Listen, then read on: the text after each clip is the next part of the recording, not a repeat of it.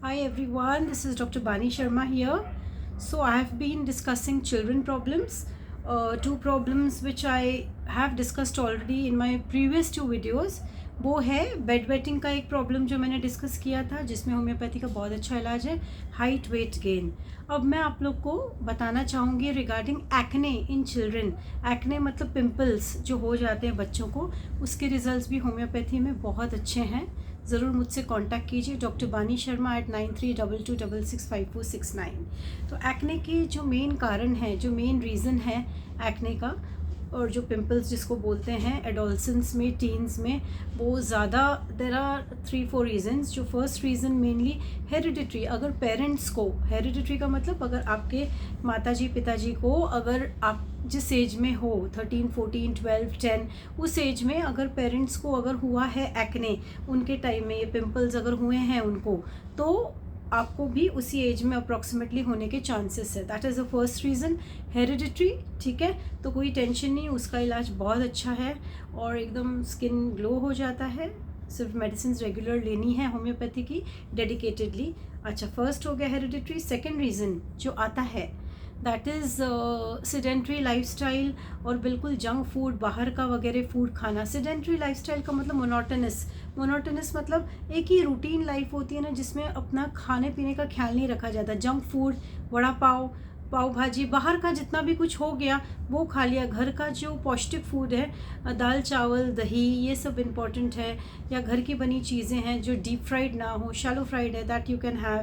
तो बाहर का सब ये खाने से ये जो पिंपल्स वगैरह, और वो भी रेगुलर बेसिस पे 1 से 2 साल के ऊपर अगर कंटिन्यूस खाते हैं तो देन देर आर चांसेस कि पिंपल्स आने लगते हैं.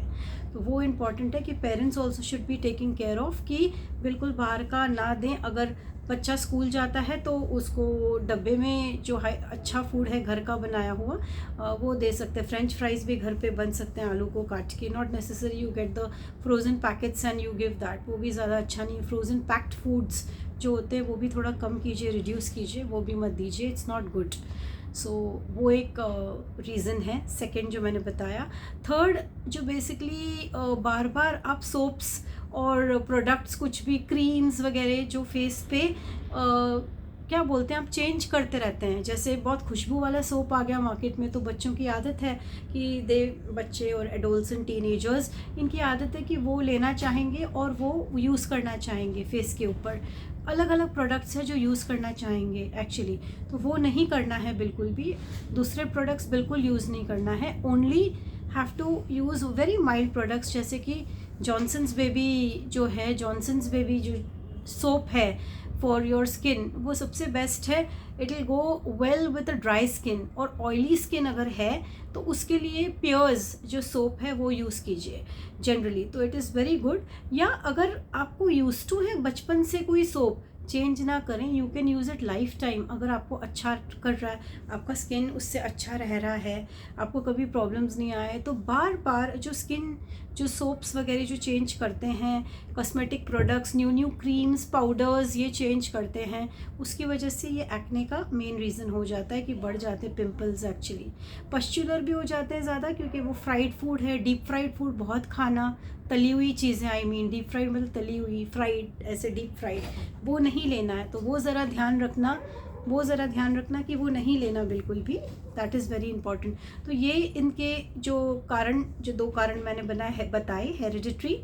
फिर सेकंड मैंने सेडेंट्री लाइफस्टाइल बताई. एक ही जैसे मोनोटोनस लाइफ, पढ़ते रहना या अपना करते रहना काम, पर अपना स्किन का ख्याल नहीं रखना. दिन में 2-3 बार एक्चुअली प्लेन वाटर से मुंह धोना चाहिए, वो इम्पॉर्टेंट है. तो वो भी लोग ना करते नहीं हैं, वो भी जो बच्चे भी हैं नहीं करते हैं. पेरेंट्स भी गाइड नहीं कर पाते, पेरेंट्स अपने बिजी रहते हैं. तो जो किड्स भी मेरे वीडियो देख रहे हैं, यंगस्टर्स देख रहे हैं, टीनेजर्स, तो याद रखिएगा कि वॉश योर फेस दिन में 2-3 बार प्लेन अपने पानी से आपने धो लिया, वो इम्पॉर्टेंट. और इम्पॉर्टेंट ये भी है कि पानी ज़्यादा पीजिए. करीबन 2 लीटर एक दिन में आपको लेना है पानी, जिससे जो भी अगर कुछ भी टॉक्सिन्स वगैरह है, आपने कुछ भी खा लिया है ज़्यादा कुछ भी, जिसके वजह से टॉक्सिन्स रिलीज़ होना इम्पॉर्टेंट है थ्रू यूरिनेशन और स्टूल्स. तो यूरिन के थ्रू अगर आप पानी पीते हैं तो क्लेंस हो जाता है सिस्टम, तो उससे भी रिजल्ट्स आर वेरी गुड. उससे भी काफ़ी अच्छे रिजल्ट्स आ जाते हैं इसके एक्ने के लिए. तो ये एक नेचुरल चीज़ें हैं जो कर सकते हैं.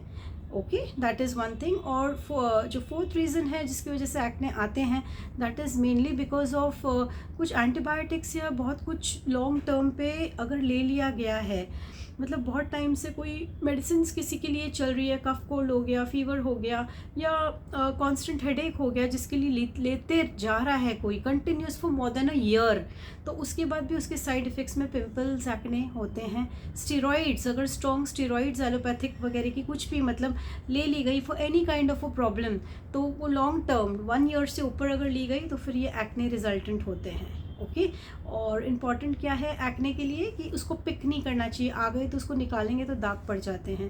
होम्योपैथी सॉल्व करता है, देयर इज़ लिक्विड जो लेना होता है, देयर इज़ ऑल्सो जो ओरल मेडिसिन होती है और लगाने के लिए भी हम डॉक्टर्स देते हैं।